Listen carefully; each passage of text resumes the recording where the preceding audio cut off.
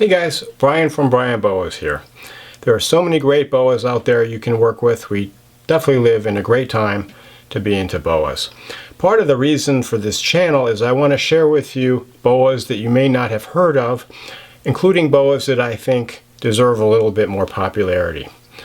And so today I'm going to go over my list. This is my list of the 7 most underrated boas. So if you're looking to get a boa, your first boa, or adding one to your collection, you might want to give one of these a consideration. And so this is the first. This is just what's called a normal boa. Okay, basically it's a generic, not sexy, not morph, not locality.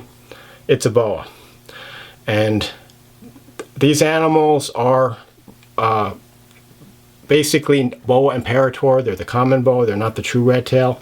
Some of them might have a little bit of true red tail thrown in, but for all intents and purposes, they're common boas, since we can't really test their DNA to trace their ancestry, at least at this point. And these animals are often produced as a byproduct of a morph breeding, but they're the ones that aren't expressing the morph, and they just look like normal, regular pet store garden variety Colombian type, Colombian red tail. I know I'm going to probably piss someone off by saying red tail, but the pet stores call them red tail boas, even though they're technically not true red tails. But anyway, this is a normal from one of my morph breedings from 2024, and this particular animal happens to be het for VPIT positive, but since you can't see the gene, since it's a carrier, it's basically a normal boa. And these animals, the vast majority of them are largely, if not exclusively, Colombian in ancestry. This particular animal looks very similar to my pure Colombian boas, both in terms of how it looks and how it acts. It's got the same mellow temperament. These animals are great for pets, and what's great about them is they're extremely inexpensive if you're looking to get a boa but you don't have a whole lot of money to spend. So these animals you can pick up anywhere from about $100 to $200, and you know, your setup is going to cost you more than that, and just a year of maintenance for food, electricity, substrate, other supplies is going to cost you more than that. So when you're thinking about the price of a boa, you want to think about the whole lifetime of the boa, but if you don't have much money up front, you can't beat one of these normal boas. And as far as a pet boa, you can't beat them either, because they tend to be very easy to handle. The temperament is great. They don't bite. They're pretty calm when you take them out. They're responsive to the handler. They're just a great all-around pet boa. And they're really, as far as a pet experience, it's really no different from having a pure locality boa, like a pure Colombian type, like a branchia. But it's available at several times less in terms of price. So the normal boa is my first underrated boa. Number 2 on my list of underrated boas is this one. This is a Pearl Island boa, Boa imperator seboge. And this is one of the most underrated locality boas. For some reason, these animals just aren't that popular, and I've tried to promote them over the years. You know, the people that I have sold them to really love these animals, and it seems like there's a small cult of people that love them, but in general, a lot of people just don't know about them. So hopefully some of you guys will be exposed to them through this video. But these seboge boas are one of the most divergent types of locality boa. They're really elongated for life in the trees, and they're also really active. You can see how much this guy is moving around. They're not a sit-still boa. They have a really interesting body shape, you can see. If you look at the head is kind of elongated and flattened with flared nostrils, and they have these really prominent eyes, which often are orange or yellow in color. Just a really cool animal. They are kind of a hypomelanistic type of boa with very little dark pigment. You know, not the same as a hypo boa, like a hypomorph boa. These are like a naturally occurring hypo. And then often they're mostly patternless, like this one. They're not dwarfs. They can get to be 6 to 8 feet. And in general, they need a larger cage than another boa that size, because they do move around a lot and they like to climb. So you want to have a tall cage with lots of branches to climb on. But in terms of a boa to keep in captivity, the husbandry is really straightforward. They're really easy to keep and breed. They're interesting to take out. You know, they're going to move around, but it's kind of fun to handle an animal that moves around like this. You just have to kind of keep your eye and your attention on them more. And I would say they're probably my #1 most underrated locality boa in terms of locality boas. And I can't more strongly recommend them if you want a larger locality boa that isn't really all that widely kept. The Pearl Island boa, Boa Imperator Sabogay. My third most underrated boa is a morph boa, and it's not any specific type of morph boa, but rather it's just a single gene morph boa. So a morph boa that only has one gene, at least a visible gene. So this is not a combo where, you know, combos you get multiple genes in the same animal. In this case, I'm just talking about an animal with one gene by itself, and this is a hypo boa. Okay. Technically, it's het for VPI, so it's got a het there, but you can't see the VPI. So this particular animal is a one gene visual animal. I was really happy to get this animal out of one of my litters from 2024. The crossing was a VPI male cross, or VPIT positive albino male crossed with an IMG hypo jungle female. And so this was, I think, the only straight hypo. All of the babies were het VPI. One of the siblings was actually that normal I just showed you. That guy's het VPI as well, but he's not a hypo. He's just doesn't express any genes. And so this guy, this female, was, I think, the only hypo. I did get some hypo jungles. I got some IMG hypo jungles, some IMG jungles. So I've got some, you know, other animals, but this was the only hypo. And hypo is one of the oldest morph genes, maybe second only to the call albino. It's been around a really long time, and it's not a very valuable gene in terms of money. If you go on morph market, you can get hypos for hardly more than you'd get a normal. But looking at this animal, you can see just how extreme the phenotype is. I mean, that's pretty impressive that one gene can clean up the animal so much and give it this very light coloration. Just really kind of amazing to think about. And look at that tail on this animal. And that's just from the one gene. And I think one gene animals are really underrated because when you have a combo, often you can't really tell what each gene is contributing, and you can't really tell in some cases what it is. I mean, many jungle combos, you can't even really tell if it's jungle. It kind of looks like a jungle, but you're not 100% sure. And that's the case whenever you have more than like 3 or 4 genes in an animal. They just kind of get muddied up, and it's harder and harder to tell what each gene is doing. But when you have a single gene animal like this one, it's really obvious what it's doing. And I also like this animal because this particular one I can breed to many of my other het VPIs, for example, like an IMG hypo jungle, and I don't get any super jungles. You know, jungle is present in a lot of animals, but you really want to think twice before crossing 2 jungles because you can get a super jungle, which is said to have health problems. It's still a little bit controversial. But if you don't want a super jungle, you should get animals that don't have the jungle, like this one. And so this is actually one of my holdbacks. You know, financially, this animal isn't really that valuable. It doesn't sell for much more than the normal I showed you at the first animal. But for my breeding plans, this will be a great animal because of her. She's het for VPI, and I can cross her with a lot of stuff. And I've got several other single gene animals that I really like for that purpose. I may actually do a video in the future on single gene animals, but be sure to check them out. Price-wise, they're often no more or just a little bit more expensive than a normal, and you get this really cool morph animal, single gene hypo. Number 4 on my list of underrated boas is another, not a specific type of boa, but a group of boas, and that is the dwarf boa. And by dwarf boa, I mean any locality boa that maxes out at about 4 to 5 feet in length, provided it's not power fed, of course. And that includes several different types. One of the most famous is the Tarahumara boa, like this one. Other examples are island boas like the crawl key and the cocker key boas, which are two other favorite dwarf boas that I work with. And then there are a few others like the corn island boa, which has gotten extremely rare unfortunately in captivity, and the Paraguana peninsula boa. But all of these animals max out at about 4 to 5 feet. If you feed them a responsible, diet, you don't power feed them. I've seen examples of ones that can get bigger if they're power fed, so you don't want to do that. But having a pint-sized boa constrictor can be a really good thing for people who don't have a lot of space for a full-size boa constrictor, or maybe they don't want to have to handle a large snake like a full-size boa constrictor. But one of these dwarf animals isn't going to get much bigger than a ball python or corn snake, so you can have the full-bodied boa constrictor experience in a more manageable pint-size package.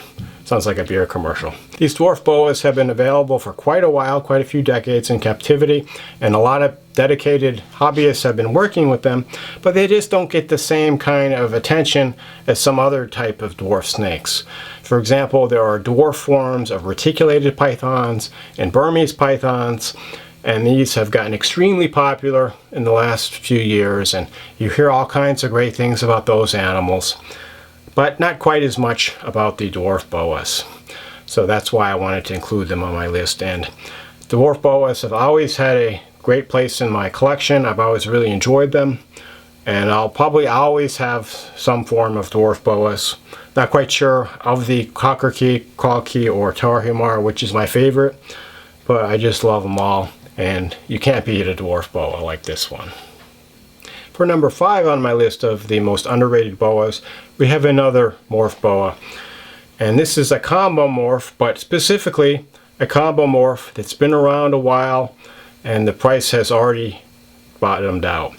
And a lot of people with morph boas, they're scared of the price drops, and when a morph first comes on the market, it's extremely expensive. But then as more and more people breed it and the supply catches up with the demand, the prices invariably come down a lot. There are a number of morphs, about a dozen or so, that have been around for like 20, 30 years or even longer. Including things like albinos, VPI, and the T positive and the T negative call and sharp strains, as well as jungle, hypo, motley, for example, anerythristic. If you can get a boa that has these genes, you can typically get it really cheap, and you can get them in combination for really low amounts compared to what they sold for a few decades ago. And so, for example, this is a junglo. This is call albino with hypo and jungle. It's definitely an example of living art. This one was born here in 2024. She's available, by the way, but just a really beautiful looking animal. Obviously not a wild boa. These aren't morph boas aren't for everybody, but if you want something that's kind of a designer boa, a living work of art, these combo morphs might be for you. And so this particular morph, if we go back 20 years or so, this animal would sell for many, many thousands of dollars. But now the prices have come down so much that they're selling for not that much more than just a single albino. Okay, but when you have the albino plus the hypo plus the jungle, you get a much more extreme effect. Some people find these animals really beautiful, definitely a living piece of art. And then if you want to get into a morph breeding project, these animals are also for you because you have multiple genes that you can pass on to the next generation for your babies. But even if you have no plans to breed them, if you just like the look of these combo morphs, you can now get them for less than ever. So in the past you may have thought, well, do I want to spend $10,000 on a junglo, or I can get a call albino for $500. I'm going to go for the call albino. But now you can get the junglo for maybe twice the price of the call albino, so it's not that much of a difference. And when you think about a boa which could live 20, 25, even 30 years, the initial upfront cost is just a drop in the bucket compared to how much you're going to have to pay to maintain the boa for those years, plus all of the supplies. So a combo morph might be for you, definitely an underrated boa. Number 6 on my list of underrated boas. You might say, well, it's not really underrated anymore, and that is true to some extent, but of course it's the Argentine boa. And Argentine boas, for a long time, they were kind of overlooked. They're actually the first locality boa that I ever got as a pet, the first one that I ever bred, and they have been at the top of my list of my favorite boas since I've been into boa keeping. And for a long time they were just not really very valued by the hobby. Up until about 10 to 15 years ago, they were available at a very cheap price. People just didn't want them. They thought that they weren't as colorful as the true red tails. But I always loved the patterns. I love the dark color and their intricate saddle patterns. And the other thing that I loved about them is just how great they were to work with. For some reason, Argentine boas have this reputation for being aggressive, but I have not seen that at all. I think part of it is they do hiss a little bit more than other boas, especially as babies, but they almost never bite. And honestly, I don't think I've ever been bitten by any of my Argentines after working with them for over 30 years. The babies will kind of hiss a little bit, but you could stick your hand right in front of their snouts. They don't even strike at you. And don't try that at home, by the way. But I've never been bitten by an Argentine. This animal is a 2-year-old holdback born in 2023. They grow quite a bit faster than many of my other locality boas. And they're just really easy to care for. I've never had any kind of husbandry issue with them. They're really hardy. They can take colder temperatures. Just a great, great boa to work with. Back about 5, 6, 7 years ago, the prices finally started to go up. People kind of understood how great they were. And for a while, they were a really hot boa. Back during the pandemic, the going rate for an Argentine boa was about $1,000, which is almost 10 times what it was 10 years before then. Since then, the prices have moderated somewhat. They're down to about, you can get them in the $600 to $800 range typically. But they're just such a great boa. They really have a lot of value in a boa. Even, an animal that costs the same price as a true red tail, it's a great animal to work with. It's definitely an animal I will always have in my collection as long as I'm working with boas. I just love them so much. They do tend to be larger than many other boas, getting up to 7 to 8 feet or even larger. So you definitely want to be able to care for a larger animal. You're going to need a cage that's probably 6 or 8 feet long. So that's something to consider. But if you can handle and care for a larger boa, there's nothing better than an Argentine. So that's why this animal is still on my list of the most underrated boas, even though it's gotten a lot more popular in the last 5 years.